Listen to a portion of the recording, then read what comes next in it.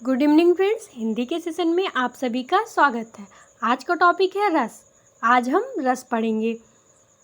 रस कितने प्रकार के होते हैं, रस के कितने अंग हैं, ये सब हम इस वीडियो में चर्चा करेंगे। चलिए हम जानते हैं रस का मतलब क्या होता है। रस का मतलब है आनंद। जिस चीज़ को पढ़ने में हमें आनंद की प्राप्ति हो उसे हम रस कहेंगे। रस को थोड़ा और हम समझते हैं। जैसे आत्मा के बिना शरीर का कोई मूल नहीं, उसी प्रकार रस के बिना काव्य निर्जीव माना जाता है। भरत मुनि के अनुसार रसों की संख्या 8 है। श्रृंगार रस जो होता है उसको हम रसराज भी कहते हैं और ये सर्वश्रेष्ठ भी माना गया है। मुख्य रूप से रस 9 प्रकार के होते हैं, लेकिन वर्तमान में रसों की संख्या 11 है। अब हम रस के अंग देखते हैं। रस के 4 अंग हैं। पहला क्या है? अस्थाई भाव, दूसरा विभाव, तीसरा अनुभव, चौथा संचारी भाव। अस्थाई भाव की संख्या 11 है, क्योंकि रस 11 है वर्तमान में, तो अस्थाई भाव भी 11 है और संचारी भाव की संख्या 33 है। अब हम अस्थाई भाव को परिभाषा के माध्यम से समझेंगे। अस्थाई भाव वह भाव जो अस्थाई हो, अर्थात काफ़ी समय तक बना रहे, उसे हम अस्थाई भाव कहेंगे। इसको तो हम पहले ही बता दिए कि वर्तमान में इसकी संख्या 11 है। अब हम विभाव समझते हैं। अस्थाई भाव को जागृत करने वाले कारक विभाव कहलाते हैं। इसके भी 2 भेद हैं, आलंबन और उद्दीपन। अब हम आलंबन को समझते हैं। आलंबन के भी 2 भाग हैं। पहले हम आलंबन की परिभाषा समझते हैं। जिसके प्रति अस्थाई भाव उत्पन्न हो वह आलंबन कहलाता है। अब हम उद्दीपन को समझ लेते हैं। अस्थाई भाव को बढ़ाने वाले भाव उद्दीपन कहलाते हैं। अब हम आलंबन के 2 भेद को समझते हैं, आश्रय और विषय। आश्रय क्या है? जिस व्यक्ति के मन में भाव जागृत हो। विषय क्या है? जिस वस्तु या व्यक्ति के प्रति भाव उत्पन्न हो उसे विषय कहेंगे। अब हम अनुभाव को समझते हैं। आश्रय की बाह्य शारीरिक चेष्टाएं अनुभाव कहलाती हैं। अब हम संचारी भाव पढ़ेंगे। संचारी भाव रस का चौथा पार्ट है, या ऐसे कहेंगे रस का चौथा अंग क्या है? संचारी भाव।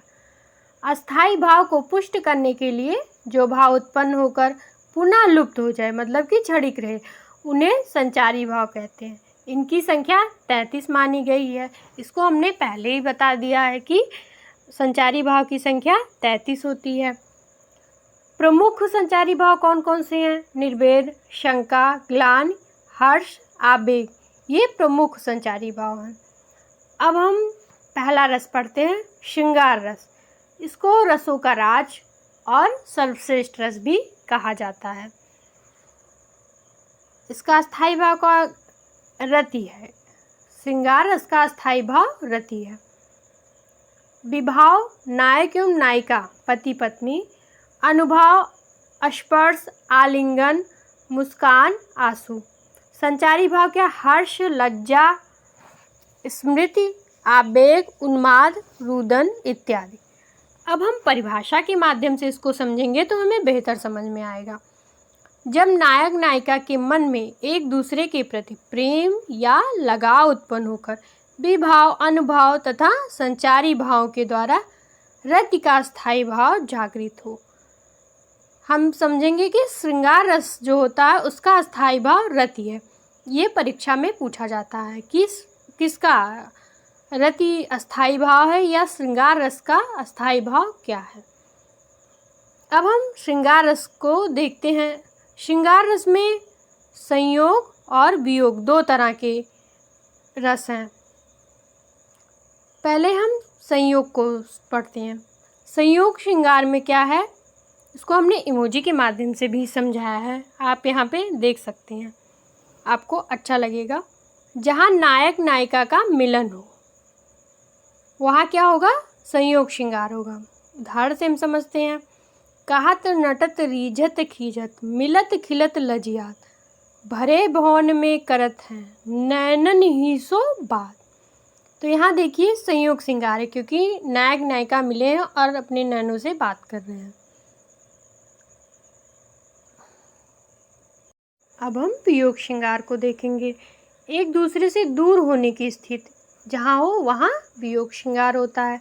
देखिए हमने इमोजी को बनाया है, इससे आप बेहतर समझ रहे होंगे। अब हम उदाहरण के माध्यम से देखते हैं।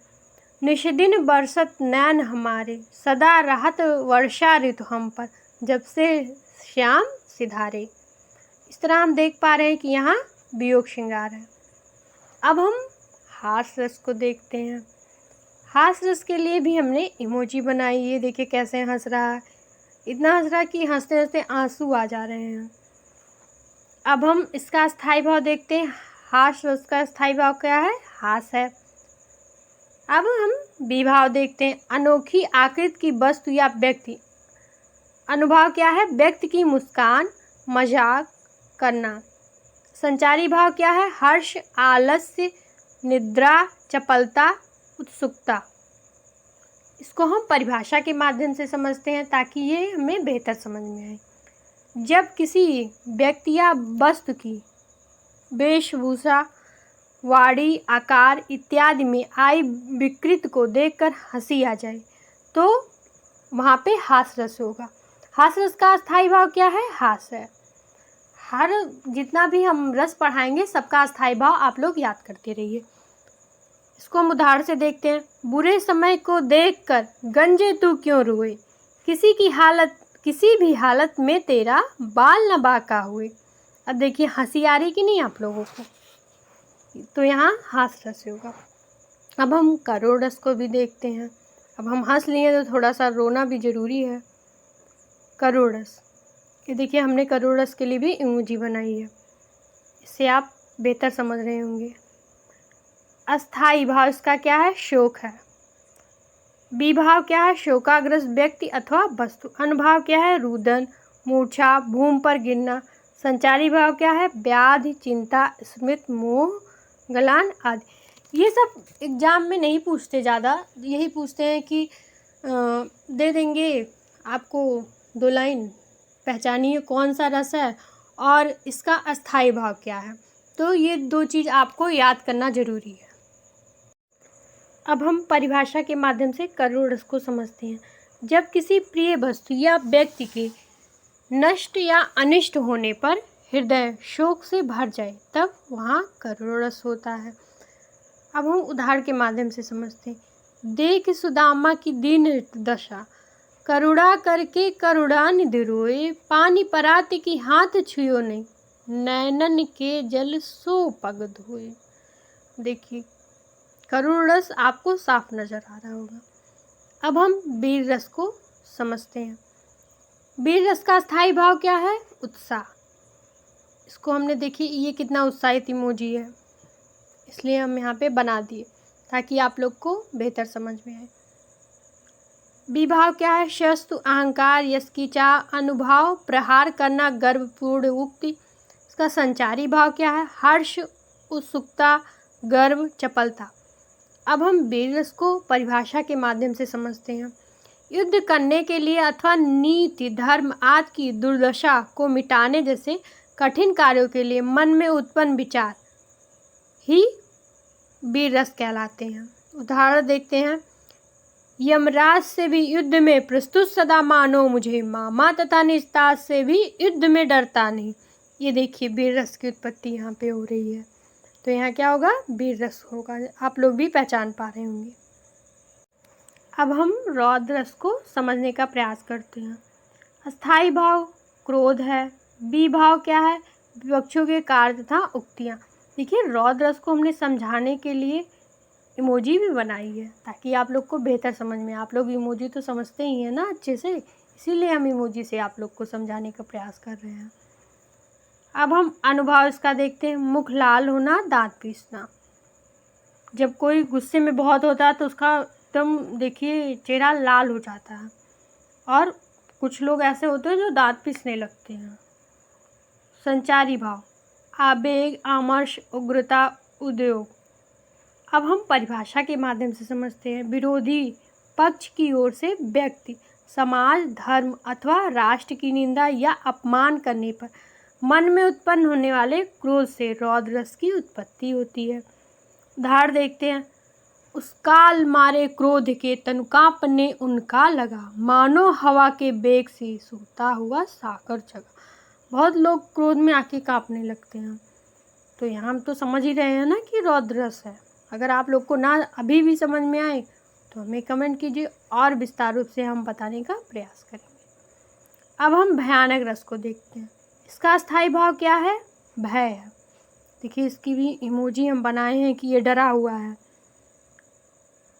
और विभाव क्या है? भाग, स्वर, भयंकर चेष्टाएं।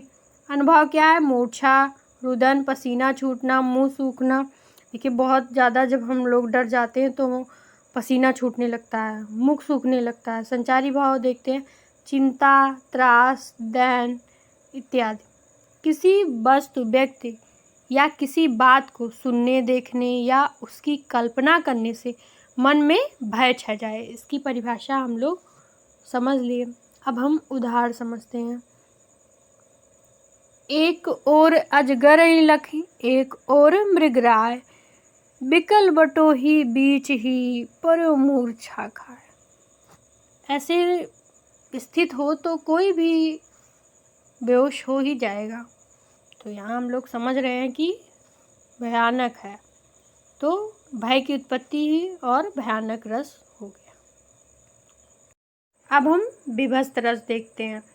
विभत्स रस का स्थायी भाव क्या है? जुगुप्सा। इसकी देखिए हमने इमोजी भी यहाँ पे बनाई है ताकि आप लोग को बेहतर समझ में आए। देखिए, इमोजी देख के ही आप समझ गए होंगे किस चीज़ की इमोजी है। अब विभाव देखते हैं इसका। रक्त, अस्थि, मांस, शव का सड़ना। अनुभव क्या है? घृणा करना, मुंह बनाना, थूकना। संचारी भाव क्या है इसका? ग्लानि, मोह, शंका, व्याधि। विभत्स रस की हम परिभाषा देखते हैं। घृणा उत्पन्न करने वाली वस्तुओं को देखकर, सुनकर मन में उत्पन्न होने वाले भाव विभत्स रस को उत्पन्न करते हैं।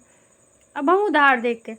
सिर पर बैठियो काग, आंख दो खात निकारत, खींचत जीभहि स्यार अतहि आनंद कर धारत। हम लोग समझ गए कौन सा रस है। इसका स्थायी भाव जुगुप्सा है। अब हम 8वां देखते हैं। अद्भुत। अद्भुत का स्थायी भाव क्या है? आश्चर्य। देखिए, हमने यहाँ भी इमोजी बनाने का प्रयास किया है। आप लोग को समझ में आए तो बहुत अच्छा है, नहीं समझ में आता तो कमेंट कीजिए। इसका विभाव क्या है? अलौकिक वस्तुओं की दर्शन। अनुभव क्या है? रोमांच, दांतों तले उंगली दबाना। संचारी भाव क्या है? हर्ष, उत्सुकता, मोह, भ्रांति, आवेग। इसकी हम परिभाषा देखते हैं ताकि हमें बेहतर समझ में, इसलिए हम हर चीज़ की परिभाषा लिखते हैं ताकि हम लोगों को बेहतर समझ में आए।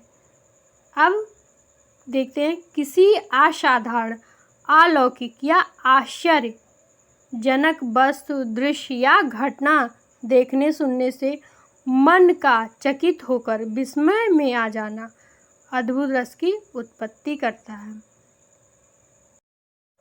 अब हम इसका उदाहरण देखते हैं। भय प्रगट कृपाला, दीन दयाला, कौशल्या हितकारी, हर्षित महतारी, मुनि मनहारी, अद्भुत रूप निहारी। अब देखिए, इसको हमें पहचानने में ही नहीं परेशानी होगी। देखिए, यहाँ पे अद्भुत आ गया। तो इस तरह हम पहचान लिए इसको, और वैसे भी हम पहचान लिए। परिभाषा हम पहले ही बस समझा देते हैं ताकि आप लोगों को बेहतर समझ में आए। अब हम 9वां रस देखते हैं। शांत। इसका स्थायी भाव निर्भेद है। देखिए, इमोजी हमने कैसे बना दी है, इससे तो आप लोग एकदम समझ गए होंगे। अब हम विभाव इसका देखते हैं। परमात्मा चिंतन एवं संसार की क्षण भंगुरता। अनुभव क्या है? पूरे शरीर में रोमांच, पुलक, अष्ट आदि। संचारी भाव क्या है? धृत, हर्ष, स्मृत, मति। परिभाषा क्या है? मोक्ष और अध्यात्म की भावना। संसार से वैराग होने या परमात्मा के वास्तविक रूप का ज्ञान होने पर जो शांति मिलती है, वहाँ शांत रस होता है। उदाहरण देखते हैं। मनरे तन का गद का पुतला, लग्यो बूद बिन सिजाए छिन, मैं गर्व करूं क्यों इतना। अब हम भक्ति रस देखते हैं। इसका स्थायी भाव क्या है? भगवत विषयक रति। विभाव क्या है? परमेश्वर के कार्यकलाप सत्संग। अनुभाव क्या है? भगत भजन कीर्तन। संचारी भाव क्या है? निर्वेद हर्ष। अब हम भक्ति रस की परिभाषा भी देख लेते हैं।